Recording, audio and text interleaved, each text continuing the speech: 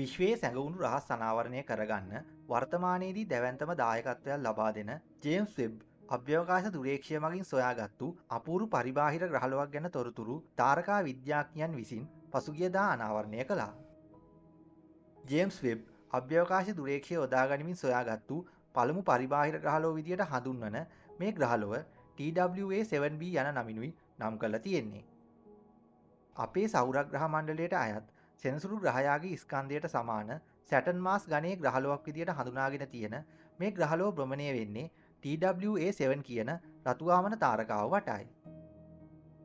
CE ඇන්ටිලේ කියන නමිනුත් හඳුන්වන මේ තාරකාව පෘථිවියේ ඉඳලා ආලෝක වර්ෂ 34ක් පමණ ඈතින් TW හයිඩ්‍රේ ඇසෝසියේෂන් කියන යොවුන් තාරකාවන් සමූහයට ඈත පිහිටලා තියෙන තවත් එක් තාරකාවක් විදියට හඳුනාගෙන තිබෙනවා.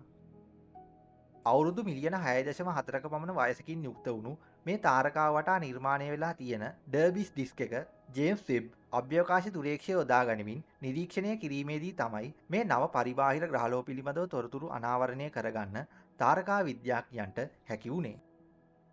තාරකාවන් වටා නිර්මාණය වෙන වායු, දූවිලි, ග්‍රාහක කොටස් සහ වල්ගාතරු වගේ ආකාශ වස්තුන්ගෙන් සමන්විතව නිර්මාණය වුණු සර්කම්ස්ටෙලර් ඩිස්ක් ගණයට අයත් අතිදැවැන්ත ටැටියක ආකාරයේ ව්‍යුහයකුයි ඩර්බිස් ඩිස්ක් විදියට හඳුන්වන්නේ.